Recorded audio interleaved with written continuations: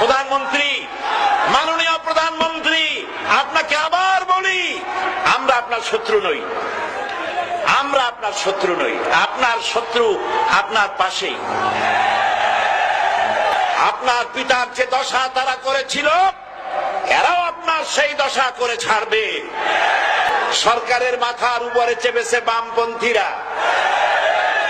যেভাবেই হোক আপনি প্রধানমন্ত্রী হয়েছেন, যাদেরকে বসাইছেন এই লোকগুলির একটু চেনেন।